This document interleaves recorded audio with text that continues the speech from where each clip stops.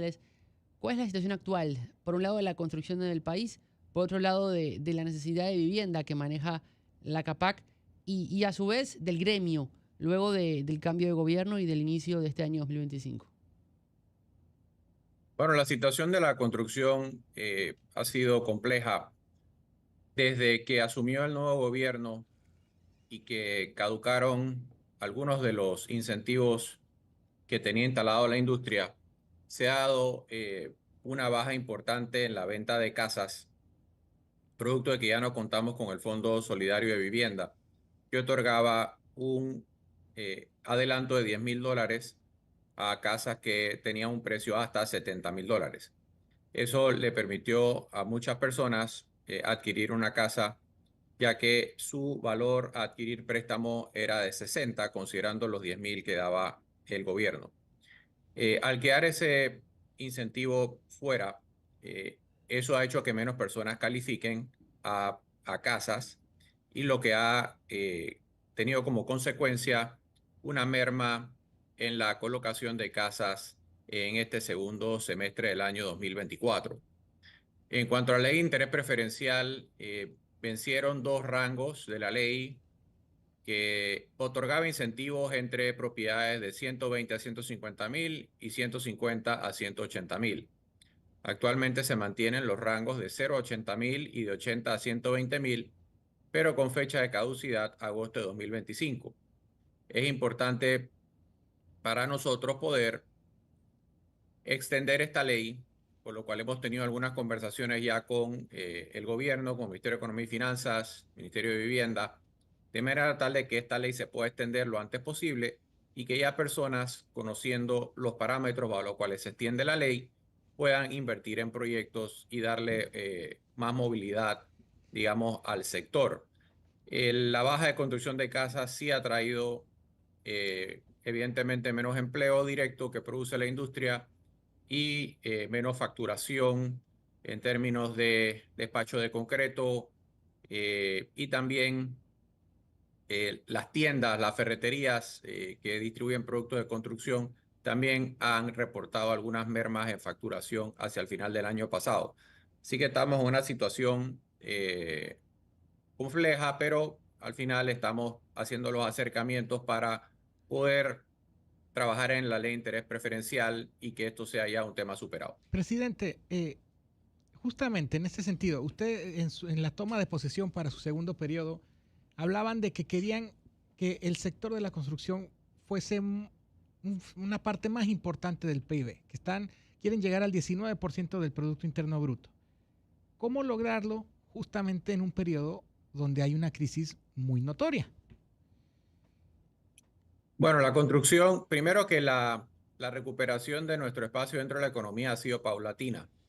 De ser uno de los sectores tremendamente afectados por la pandemia, poco a poco hemos ido recuperando el terreno, y esos puntos que nos hacen falta para llegar, pues no se van a conseguir de la noche a la mañana. La construcción como industria tiene obviamente segmento residencial, no residencial, inversión pública, y es sosteniendo crecimiento en todas sus fases lo que nos permitirá regresar al espacio que teníamos. Sin embargo, en este momento nos estamos enfocando en el tema de interés preferencial porque es una ley que tiene un vencimiento, digamos, a corto plazo, y es donde más estamos enfocando esfuerzos. Evidentemente, si mantenemos interés de que se sigan dando proyectos de inversión pública en el país, y siempre es bien recibida la inversión extranjera directa de personas que quieren invertir en diferentes tipos de proyectos. La gran discusión que había, presidente, ni bien asumió el nuevo Ejecutivo, por un lado era el interés preferencial, que el gobierno anterior lo había puesto hasta $180,000, si no me equivoco, y luego el bono solidario. Quiero si nos puede ayudar a hacer docencia de la diferencia de ambos y el estatus de cada uno. ¿No hay ninguno funcionando ya? El Fondo Solidario de Vivienda es un incentivo que le otorgaba al comprador eh, la suma de $10,000 hasta para comprar viviendas nuevas, hasta $70,000. Y las personas que, eh, digamos, participaban de este fondo tenían que tener un ingreso familiar menor de $2.000 y cumplir los proyectos ciertos parámetros normativos que estaban bajo una normativa que se llamaba bono solidario. Este fondo no existe más, caducó el 30 de junio de 2024. Quedaron, digamos, la evaluación de algunos proyectos que estaban ya vigentes antes del vencimiento de la ley, a los cuales el ministerio está evaluando para darles continuidad, pero proyectos nuevos después del 30 de junio bajo este fondo no existen más. La ley de interés preferencial es una ley que tiene más de 40 años de existir y que ha sido tremendamente exitosa, permitiendo que Panamá se convierta en un país donde las personas son dueñas de su propia casa. Comparado con otros países de la región, tenemos un alto índice de propietarios, lo cual trae de alguna forma mucha estabilidad, mucha paz social, y además de eso, son personas que tienen en una edificación una inversión que le pertenece. Todos estos son temas muy importantes que a lo largo del tiempo nos han traído muchos beneficios. La ley de interés preferencial otorga incentivos en cuanto a la tasa de interés con base a una tasa de referencia establecida. Eso quiere decir que si actualmente la tasa de referencia sería el 6%, y en los rangos de 0 a 80 se le da un 4% de incentivo, el comprador solo paga el 2%, la diferencia 6 menos 4, en su préstamo hipotecario por 10 años de duración del préstamo.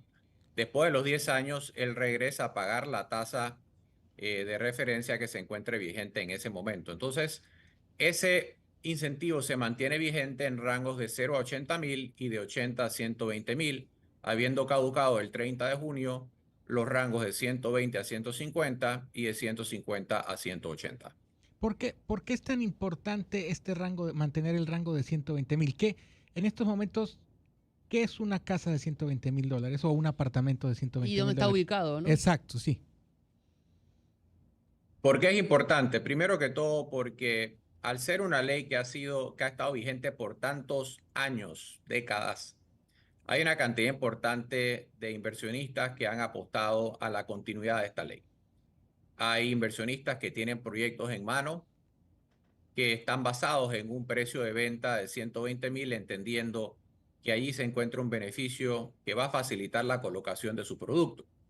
Hay que entender que históricamente hasta un 80% de las ventas que se hacen en propiedades inmobiliarias están dentro de los rangos de interés preferencial.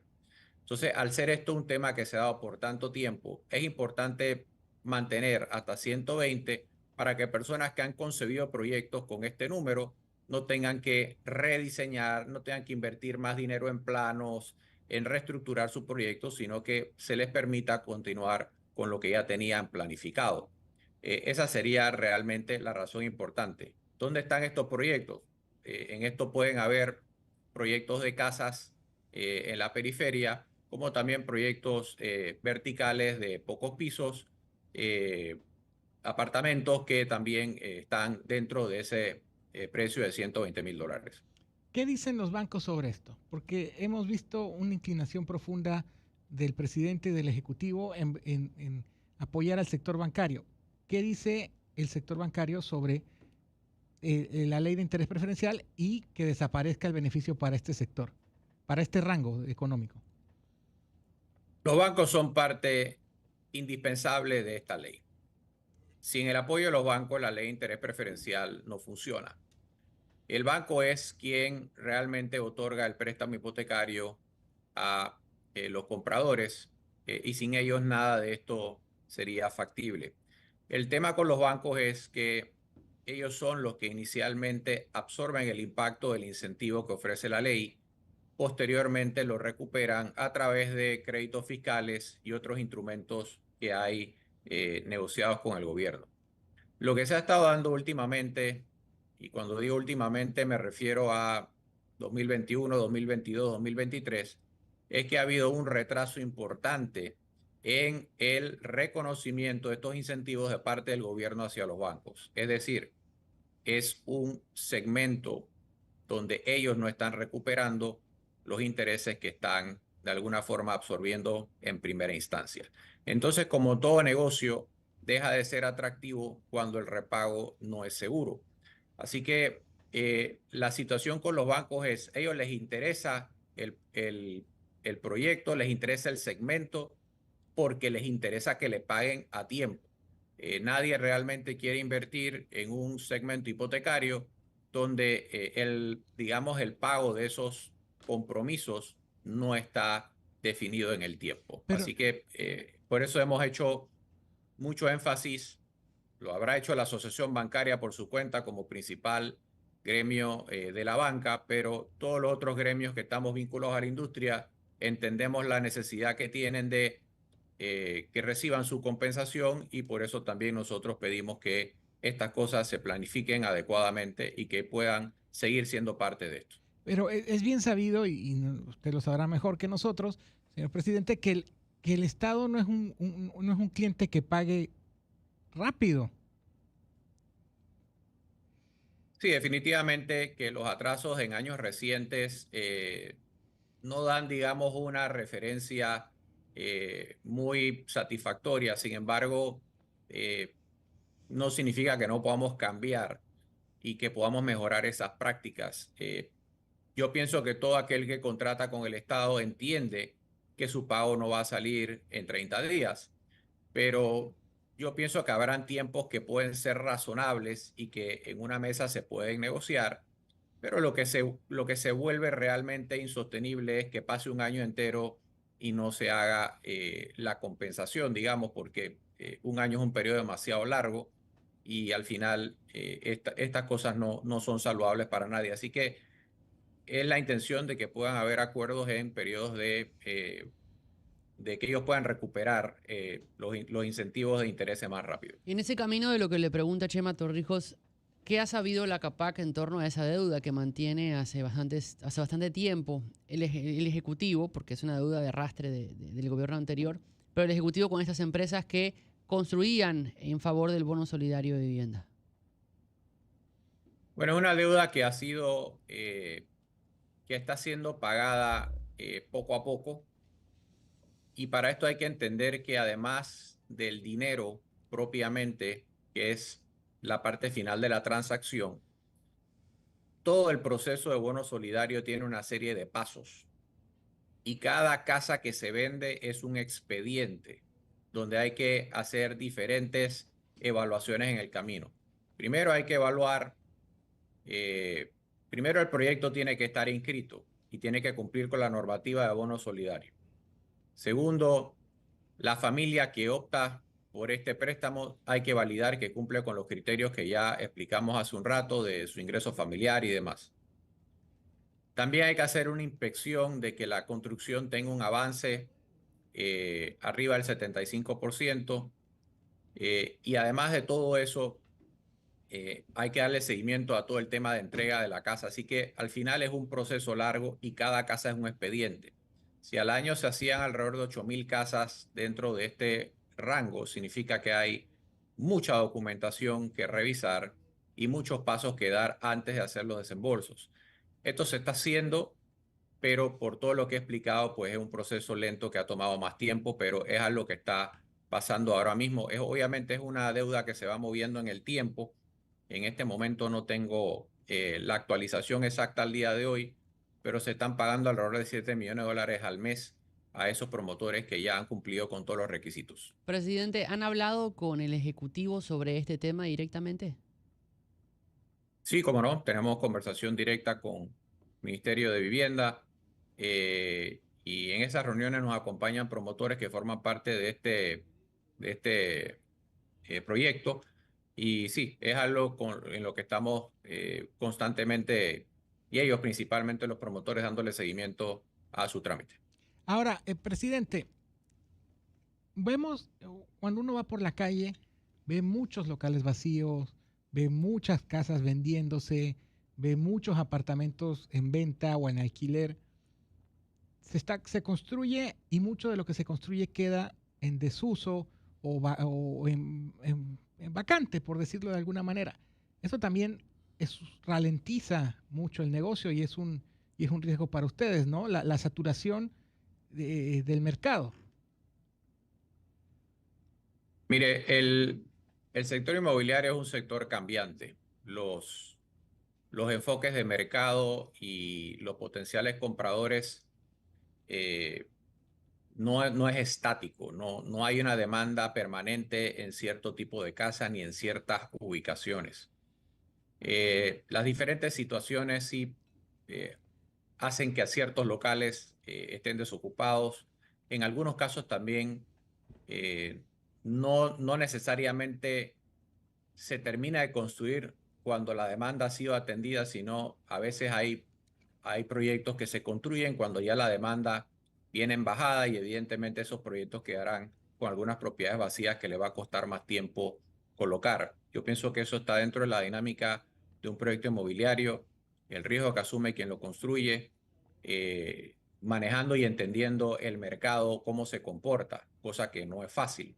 Y en la medida de lo posible, muchas veces los promotores lanzan un proyecto con una configuración, digamos, con apartamentos de cierto metraje, y si en los primeros ejercicios de preventa el proyecto no se mueve, pues algunos incluso replantean el proyecto tratando de adecuarlo a una demanda que pueda ser más interesante para el mercado. Así que digo, eso es parte del negocio inmobiliario y ellos realmente, especialmente los promotores de mucha trayectoria, están acostumbrados a manejarse en esta situación.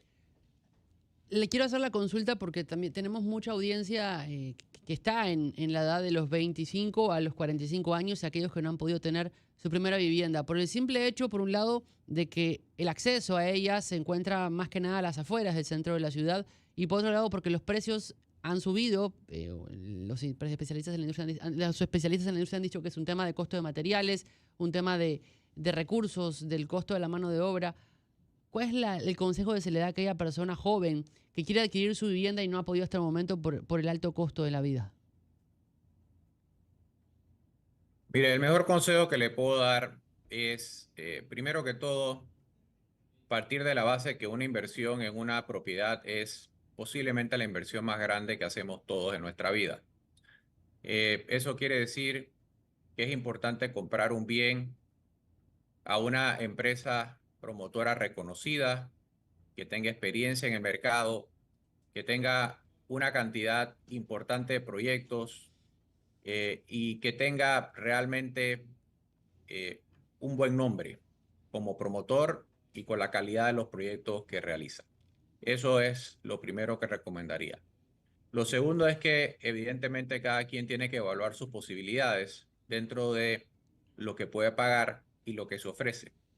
Es una realidad que en el tiempo los espacios en los que se construyen soluciones de vivienda han ido bajando por un tema de precios y el precio de una vivienda lo componen muchos factores, no solo los materiales y la mano de obra, sino el terreno, cualquier infraestructura que haya que hacer, todas las regulaciones por las que pasa la industria, por todo lo que tienen que contener hoy en día los proyectos, especialmente los edificios, todo tiene un impacto en el precio. Evidentemente, la primera limitante es la capacidad de lo que puede pagar el comprador, y en base a eso usualmente escogen su área donde pueden adquirir una propiedad. Pero pienso que al final es un tema donde tiene que ver cómo va a desarrollar su vida dentro del espacio que escoja y también dentro de sus actividades que realiza, de manera tal de que no esté tan lejos del sitio donde trabaja y demás. Pero en principio es escoger el proyecto de una promotora que tenga buen nombre y experiencia en desarrollo de proyectos Y el inmobiliarios. tema del costo, porque adquirir una vivienda en el centro de la ciudad se ha vuelto un poco caro. Bueno, el tema del costo realmente, créame que cualquier persona, y el negocio inmobiliario no es diferente a los demás. Cualquier persona que pone un producto a la venta quiere tener un producto lo más económico posible para poderlo vender. Cuando el precio no puede ser tan económico porque hay otras condiciones y otros costos que tiene que asumir y por ende impactan el precio de venta, es lo que es el precio que es y no lo puede bajar más. Al final, mientras más afuera de la ciudad está el proyecto, más económico, porque la tierra es más económica, porque hay otros factores que así lo ayudan. Evidentemente ya eso está dentro de las posibilidades de cada quien y el comprador siempre tendrá la posibilidad de comprar donde se le apruebe su facilidad hipotecaria, ¿no? Presidente, no es un tema directamente ligado con la Cámara de la Construcción, pero les afecta. El tema de la reforma, de las reformas a la seguridad social. Ya los sindicatos, las agrupaciones populares se han manifestado en pie de lucha, básicamente. Lo más probable es que cuando esto vaya avanzando y vaya tomando cuerpo el debate y demás, vaya a haber manifestaciones, vaya a haber paralizaciones. Y usted sabe que uno de los sindicatos más beligerantes es Suntrax. Probablemente ellos van a salir a la calle. ¿Cómo va a afectar al sector de la construcción? Aun cuando no les estén protestando ustedes, pero ¿cómo va a afectar al sector de la construcción? Históricamente, pues cuando han habido temas de interés nacional que son sensitivos, se dan protestas en calles y demás donde el Suntrack usualmente participa. En primera instancia, esto tiene afectaciones a la industria y tiene afectaciones también de movilidad y toda una serie de cosas que tanto nos incomodan. Nosotros nunca hemos estado de acuerdo con esto. Yo pienso que trancar calles, cerrar calles, no resuelve ningún problema. Y lo hemos dicho en múltiples ocasiones. Sin embargo, es el modo que tienen ellos de operar y es así como ellos deciden mandar sus mensajes. En primera instancia, también nos hemos referido al seguro social porque es un tema que hay que atender con mucha responsabilidad y no es en la calle donde esto se va a arreglar. Yo pienso que es un proyecto inicialmente que busca atender una situación que ningún otro gobierno ha querido encarar y creo que tenemos que aprovechar esta oportunidad, pero hacerlo de manera responsable en los espacios que se ha brindado, porque hubo un periodo de consulta muy amplio y dentro de los debates se han dado los espacios también para hacer definitivamente los comentarios y que se han ido haciendo las modificaciones que están dándose hoy en la Asamblea Legislativa. Lo importante realmente es que si bien es una ley compleja y que abarca tantos aspectos de la seguridad social, tenemos que entender que no es un proyecto que nos va a gustar a todos o que va a ser una camisa que nos va a quedar exactamente a nuestra medida. Entonces, no esperemos un proyecto perfecto, pero eso no significa que porque no se me acomode a mí no va a funcionar. Yo creo que tenemos que deponer cualquier interés personal de alguna organización y pienso que tenemos que buscar la tranquilidad y la paz para hacer esto de la forma más responsable posible. De esto depende, es uno de los puntos importantes de los que depende que podamos conservar el grado de inversión. El ministro Chapman ha sido muy claro en sus intervenciones, que no han sido pocas, y todas las calificadoras de riesgo están viendo cómo Panamá sale del tema de la caja del Seguro Social.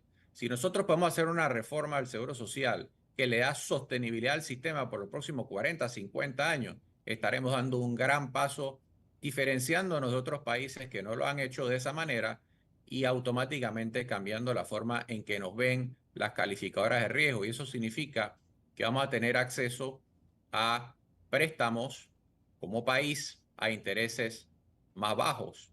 De lo contrario, se nos encarece el financiamiento y todo lo que está funcionando hoy con dinero que se le presta a Panamá se va a encarecer. Y no solo para el gobierno, todo eso va de alguna forma a afectar a todos los que, que pedimos préstamos en bancos para lo que sea, así sea un préstamo personal. Entonces, si nosotros entendemos realmente las implicaciones que tiene de salir de esto bien o de hacer de hacer de esto un debate en las calles y crear una crisis que el país no necesita, entonces realmente vamos a estar en una situación difícil cuyas afectaciones van a ser sentidas a corto y mediano plazo. Presidente, otra cosa. Odebrecht. Esta semana fue la audiencia, se posterga. Yo sé, ¿qué siente el sector de la construcción cuando se dice hoy en día la palabra Odebrecht? Bueno, es un caso realmente que ya está en manos de la justicia. A nivel de la forma que procedió la empresa y demás, yo creo que es un tema que le compete a la justicia definir. Es un expediente muy complejo, hay cientos de miles de páginas y evidencias y cosas. Realmente es un tema donde ya nosotros como Cámara no tenemos mayor injerencia. Ellos hicieron sus proyectos en Panamá, pero ya es un tema netamente de la justicia y que ellos serán los que tendrán la última palabra de cuál va a ser el fallo a dictar. ¿Es necesario el bono solidario de vivienda y el interés preferencial para la adquisición de una vivienda en el país en este momento? Pues sí lo es, porque le permite a personas de todos los niveles poder adquirir una vivienda. Y así ha sido históricamente. Y estos son incentivos que son productivos, porque tenemos una serie de incentivos instalados en el país que no todos son necesariamente productivos. Pero estos incentivos son productivos por dos razones que ya he explicado. Primero, porque le permite a las personas ser dueños de su propia casa. Y eso, además de que tiene un valor económico, monetario, tiene un valor social y tiene un valor donde hay un sentido de pertenencia. Todo eso se traduce en mejor calidad de vida. La gente vive mejor, la gente se siente mejor por ser propietario de su propia casa. Y segundo, además de beneficiar directamente al comprador, estimula la construcción, que es uno de los sectores más importantes del país, que genera empleo, que tanto queremos hacer, y que genera también otros beneficios que giran alrededor de la construcción como industria. Así que como incentivo económico tiene todo el sentido del mundo las ventajas que se le dan a la construcción. 7:00 a.m. en todo el país. Don Alejandro Ferrer Solís, presidente de la Cámara Panameña de la Construcción, gracias por estos minutos y por habernos acompañado esta mañana aquí en Panamá Hoy. Gracias a ustedes por el espacio.